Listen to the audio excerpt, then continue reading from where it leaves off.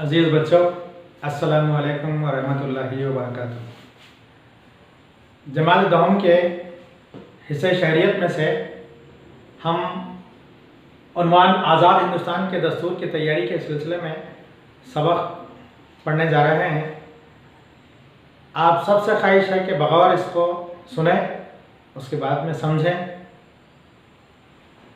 तो बच्चों, आज़ाद हिंदुस्तान जब से हमको हासिल हुआ है 15 अगस्त 1947 से, हमको एक बेहतर हुक्मरानी के लिए और बेहतर नज़्म-ओ-नस्क़ चलाने के लिए, अवामी तरक्की के लिए, बेहतर मुस्तक़बिल की तैयारी के लिए एक इंतज़ाम, एक उसूल, एक ज़ाब्ता, एक क़ायदा या क़ानून की ज़रूरत थी, जिसको बेहतर तौर पर हमारे रहनुमाओं में जो आला तरीन महारत रखने वाले लोग शामिल थे, उन तमाम ने मिलकर एक दस्तूर साज कमेटी बनाई थी।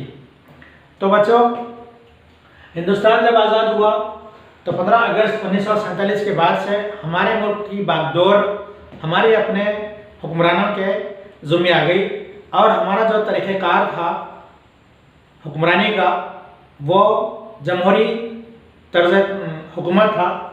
तो बहरहाल जब हिंदुस्तान को बेहतर नज़्म-ओ-नस्क़ के तहत चलाना और हुक्मरानी के लिए बेहतर दस्तूर की ज़रूरत पड़ी, तो दस्तूर साज असम्बली का क़याम अमल में लाया गया।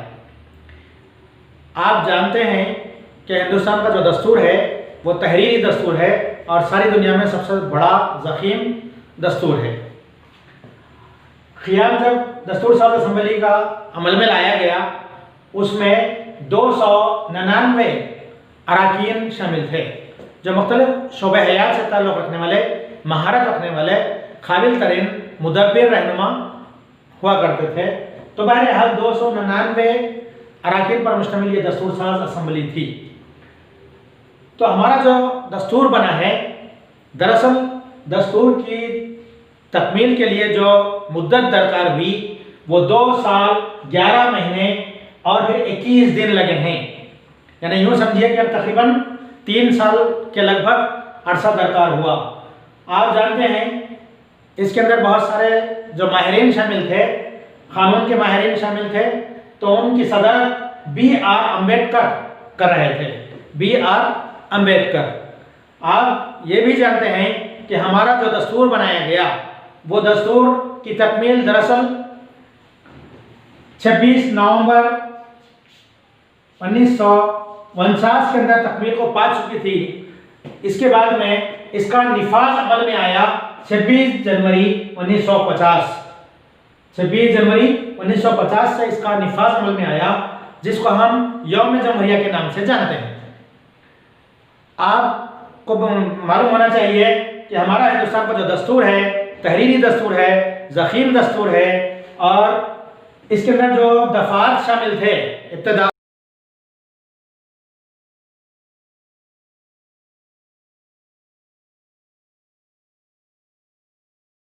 395 दफ़ात थे, 8 शेड्यूल थे और फिर उसमें अबवाब 22 थे। लेकिन जैसे जैसे हस्बे ज़रूरत, अकॉर्डिंग टू सिचुएशन, जैसे रिक्वायरमेंट होता है, वैसे ही इसके अंदर तरमीम भी, क़ानून के अंदर, दस्तूर के अंदर तरमीम भी अमल में लाई गई।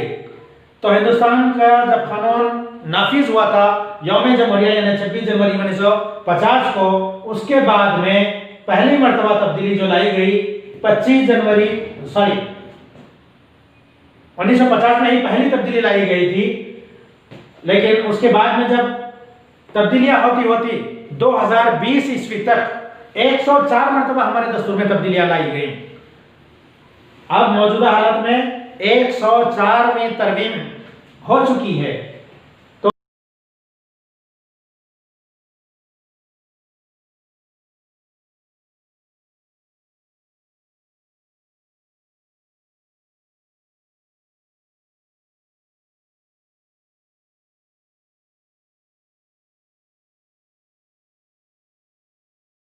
तो फिर जो शेड्यूल की तादाद 1950 में 8 शेड्यूल के ऊपर मुश्तमिल था, अब 12 शेड्यूल पर मुश्तमिल है।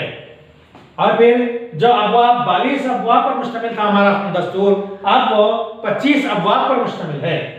तो इस तरह से हमारे पास जो दस्तूर में तरमीम लाई गई वो 104वीं तरमीम 25 जनवरी 2020 ईस्वी को लाई गई।